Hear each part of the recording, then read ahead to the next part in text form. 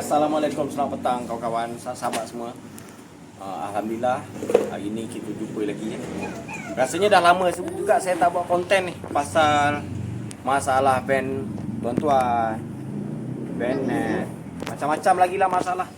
Jadi hari ini saya nak sharekan satu ilmu punca gia payah masuk. Dan masa kita masuk gia, masa kita lepas kelas dia ada bunyi kerek, bunyi macam tu. Satu lagi punca kelas cepat habis. Cepat sangat habis. Biasanya kalau tak ada isu, tak ada masalah, tak ada kita gantung kaki dekat kelas. Masuk gantung kaki ni, dia dah tekan kelas nak masuk gia, dah masuk gia. Selepas gia dah masuk, dia lepas kelas tu, kaki tu sebenarnya dah tak boleh ada atas pedal tu. Alih kan? Ada juga certain orang kaki tu stay masih ada kat situ. Macam kaki dia berat. Itu juga adalah punca kelas cepat habis. Jadi benda tu, kalau dia tak gantung kaki kat kelas, kelas dalam keadaan baik, biasanya 5 tahun takkan ada masalah. Takkan ada masalah kelas leak, takkan ada masalah susah tukar gear. Jadi sekarang ni saya cerita pasal ada bunyi tadi dengan kelas cepat habis. Yang pertama sekali, bila kita dah turun gearbox, kadang-kadang orang selalu check bearing. Memang bearing ada bunyi sikit, rapat sikit. Kenapa bearing ni cepat bunyi? Kalau ikutkan usia kelas ni, tengok cantik lagi.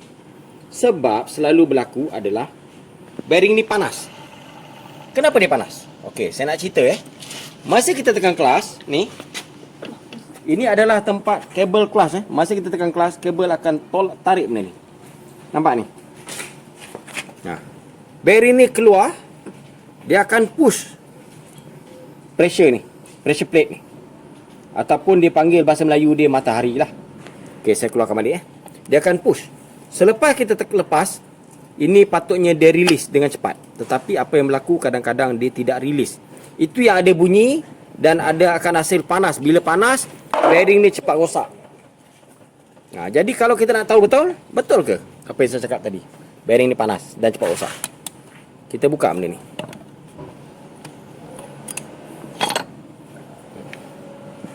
Okey, kita buka, kita tengok.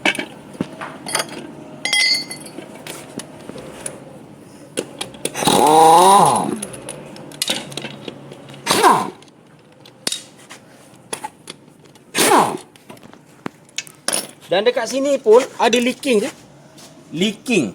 Jadi kalau kita nak tahu, biasanya kalau dekat rumah tuan-tuan akan ada minyak turun dekat lantai. Minyak turun antara celah-celah enjin dengan gearbox. Kat sini memang dia buat satu lubang Satu lubang. Biasanya dia akan dua saja turun, minyak enjin atau minyak gear. Jadi tuan ambil minyak ni yang kat atas lantai tu, colek cium. Tuan boleh bezakan adakah minyak gear, adakah minyak gearbox, minyak enjin. Jadi tuan boleh bezakan. Kalau dekat sini yang saya tengok ini adalah minyak gear. Betul ke minyak gear? Kita cium lah. Dan dari mana punca minyak gear tu keluar? Kat sini selalu berlaku. Minyak gear keluar daripada sini. Ni adalah dia panggil O-ring clutch shaft. Dia keluar kat sini, celah ni. Dan satu lagi, minyak gear keluar dekat batang shaft ni. Kalau batang shaft minyak gear keluar, dia akan basahkan clutch plate, pun payah masuk gear. Jadi dua tempat ni selalu punca minyak gear keluar. Okey, yang saya maksudkan tadi, kenapa kelas cepat habis? Inilah punca sebenar. Ni dekat sini, dia duduk kat sini Jadi bila kita tekan kelas, dia keluar. Dia akan push pressure plate. Lepas tu dia akan release patah balik sendiri. Tetapi apa yang berlaku, dia tidak patah balik habis. Jadi masih ada pusingan kat situ, kat sini. Jadi sepatutnya kelas tadi dia release Selepas kita tekan, dia akan release, dia bergerak sikit. Dia ada gap. Sedangkan flywheel ni bergerak, sentiasa bergerak ni selagi enjin hidup. Yang satu lagi puncanya adalah flywheel yang tidak rata. Itu pun punca gear payah masuk dan cepat habis. Tengok kat sini. Nampak tak kat situ? Macam mana tu permukaan? Adakah ini sengaja dibuat? Ini sebenarnya adalah flywheel yang dah makan.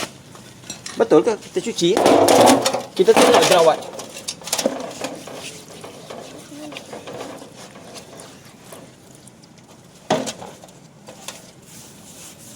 Ini dah makan flywheel ni dah makan.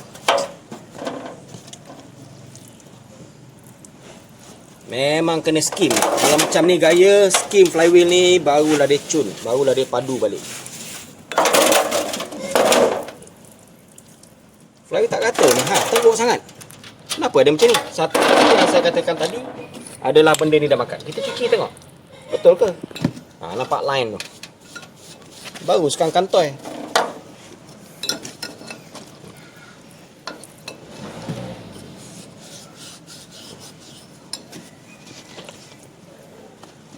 Nampak Nampak tak? Ini dah bertingkat-tingkat.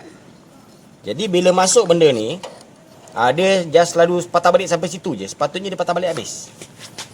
Selama ni dia sangkut kat situ. Dia tolak, dia patah balik kat situ je. Dia tak balik habis. Bila dia tidak patah balik habis, dia akan bergesel kat situ. Itulah punca-punca kelas cepat habis. Jadi jalan penyelesaiannya, flywheel ni pergi hantar skim, potong balik. Yang ni cuba gosok dulu. Cuba gosok sikit, bagi dia rata. Selepas hari gosok, tengok. Kalau dia tak rata juga, tapi ni dah nipis, lebih baik kita tukar barulah. Okey? Okey, jadi kelas shaft yang dah makan tadi, kita cuba gosok dulu.